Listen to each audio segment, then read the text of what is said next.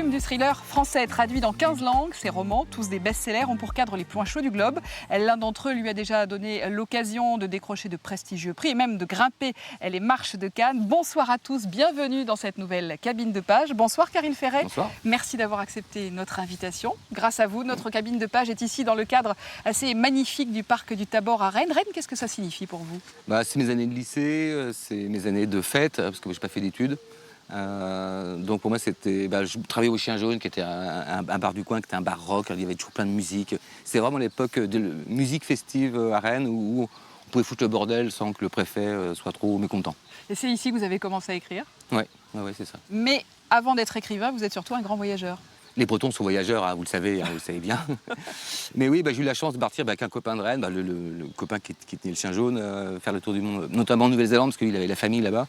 Donc on était logés, nourris, blanchis dans un coin de Nouvelle-Zélande, donc on n'avait plus qu'à faire des petits tours autour pour trouver des bistrots dans le coin. Après, il y a eu d'autres pays, l'Afrique du Sud, le Chili, l'Argentine, et vous en avez ramené des romans. Votre tout dernier, il est paru cet automne, il se déroule en Colombie. C'est Paz, qui est édité en série noire chez Gallimard. Ce sont les destins croisés d'un père et deux fils que tout oppose, sur fond de processus de paix dans ce pays qui a connu la plus longue guerre civile du monde. Il y a de l'amour, il y a de la violence, et il y a aussi la Colombie. Parce qu'au-delà du suspense, en fait, vous nous faites découvrir toute une société avec ses complexités, ses tensions. Il y a un journaliste qui sommeille en vous? Oui, complètement. De toute façon, toutes les infos qu'il y a dans mes livres, elles sont exactes. Hein. Après, des fois, on me dit c'est violent. Mais je dis, après, je choisis des pays qui sont violents parce qu'il faut qu'il y ait une histoire qui soit intéressante. Mais toutes les infos, pour moi, c'est hyper important que les informations soient exactes pour que les gens, sous couvert d'une histoire ou d'un polar, d'un thriller, peu importe comment on l'appelle, découvrent aussi un pays, mais plutôt de l'intérieur. En fait. C'est ça qui m'intéresse. Parce que tous mes personnages sont locaux. Et comment vous travaillez alors? Je vais d'abord en repérage, je vais en voyage. Hein. Je ne suis pas là comme ça, attention, non, je vais avec mes copains ou mes copines après le voyage. Et quand le pays, j'estime qu'il y a assez de contacts et puis assez de matériaux pour faire un roman, du coup je retourne. J'ai beaucoup de documentation, etc. Donc j'écris pendant un an et après je retourne une deuxième fois dans le pays, mais là avec beaucoup plus de contacts puisque mon histoire s'est étoffée, donc je sais exactement qui je veux aller voir, les grands-mères de la place de Mai pour parler des disparus d'Argentine, etc., etc. Et du coup quand je reviens, c'est un voyage qui est plus long, en fait, qui dure plutôt 2 mois. Et là, je suis en fait mon livre, toujours avec mes copains et mes copines. Et après, je reviens et je réécris un an. Et voilà, c'est un processus qui dure 3 ans en gros. 3 ans. On le sent, vous vous placez toujours du côté des opprimés. C'est le rôle de l'écrivain pour vous? Je pense que oui, en fait. Alors bon, ça dépend, hein, parce que je ne vais pas parler au nom de tous les écrivains, quoi. Mais en tout cas, dans le roman noir, nous, ce qui nous intéresse, c'est quand même ce qui ne va pas et l'injustice. Donc, il y a injustice, dit victime. Et moi, je suis plutôt du côté des victimes en général, quoi, quelles qu'elles soient. Mais ça se décline, je suis pour les Indiens contre les cow-boys, je suis pour les animaux contre les humains, je suis pour les Noirs contre les Blancs, les femmes contre les hommes, etc., quoi. Et en matière d'écriture, vous aviez un modèle? Jacques Brel, en fait, oui. Ouais.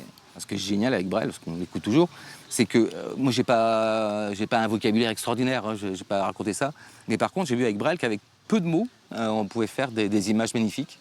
Et faire de la poésie. Il y en a beaucoup dans ce roman. Il faut que ça compense un peu la violence. Parce que la Colombie, vous imaginez bien, c'est un pays ultra violent. Mais les gens sont par ailleurs absolument adorables. Donc pour leur donner aussi consistance, face à la torture, il y a la poésie. Et voilà. Et donc il n'y a pas que de la violence dans mon livre, heureusement.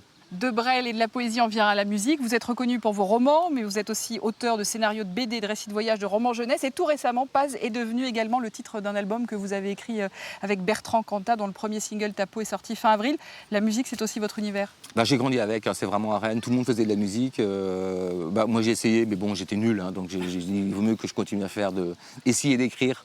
Voilà, parce que très vite, j'ai senti, moi, c'était la guitare, évidemment. Moi, je suis rock, hein, donc voilà, je suis guitariste de rock. Ça n'a pas marché, j'ai dit, écoute, continue l'écriture.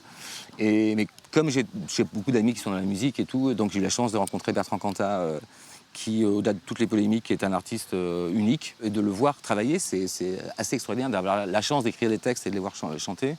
Voilà, c'est une belle chose. Et nous poursuivons, comme chaque dimanche, avec la carte postale que nous adresse un libraire de la région. C'est la librairie L'Étagère qui se trouve à Saint-Malo. Et c'est Brice Vautier qui nous adresse ses coups de cœur. Je voulais vous parler de Dominique Sylvain qui a écrit Une femme de rêve chez Viviane Ami, un polar et une enquête contre enquête très rythmée qui commence par une évasion de prison et une quête vers quelque chose qu'on ne connaît pas. Et voilà, et on est pris pendant toute la lecture de ce roman pour savoir ce que cherche ce fugitif et jusqu'où il va aller. Alors, je vais vous parler de Anaïs s'en va en guerre, qui est un récit paru aux éditions des Équateurs, où Anaïs, qui est une jeune agricultrice du pays de Dole, va nous raconter son rapport à l'agriculture et au temps. Donc, une agriculture raisonnée, raisonnable pour la planète, pour les hommes, et également un rapport au temps qui va nous permettre de nous recentrer sur des vraies valeurs, notamment en cette période post-confinement. Merci à Brice Vautier. Et on poursuit en jetant un coup d'œil du côté de nos châteaux de sable pour des idées lecture pour les plus jeunes. Vous qui êtes un grand voyageur, une idée de destination peut-être, avec cet album qui nous entraîne sur les pas d'un Maharaja, adulé, richissime, mais bien trop jeune et totalement ignorant des problèmes de son peuple. Il est entraîné dans la jungle à la poursuite d'une panthère et il va découvrir bien plus. Ce sont les bijoux du Maharaja de la Bretonne Magali Arnal. C'est paru à l'école des loisirs. Nous parlions musique il y a un instant. Voici un livre-disque composé par le musicien Da Silva et enregistré avec la classe de CM2 de l'école de Bourchevreuil-Cesson-Sévigné. C'est Le Petit Nuage qui est publié chez Actes Sud Junior. C'est l'histoire délicate et très poétique d'un nuage trouble-fête qui met le bazar dans la vallée. Ces comptines ont décroché le coup de cœur jeune public de l'Académie Charles Cros. Et enfin, un roman pour les jeunes ados, un clin d'œil aux grands lecteurs que vous étiez déjà à cet âge-là. C'est le premier roman d'une auteure très connue pour son loup. C'est la costarmoricaine Oriane Lallemand. Ça s'appelle Amour, livre et mécanique. C'est paru chez Ozu. C'est une comédie romantique qui donne vie à Cerise, qui est passionnée de livres, et Balthazar, qui est fan de mécanique. Merci Caril Ferret pour ce moment partagé. Nous refermons cette cabine de page pour ce soir. Dimanche prochain, nous l'installerons du côté de Cesson-Sévigné dans le jardin d'un autre auteur de thriller, David Cara. D'ici là, retrouvez toutes les références des livres dont nous vous avons parlé sur notre site internet. Très belle soirée à tous et surtout belle lecture.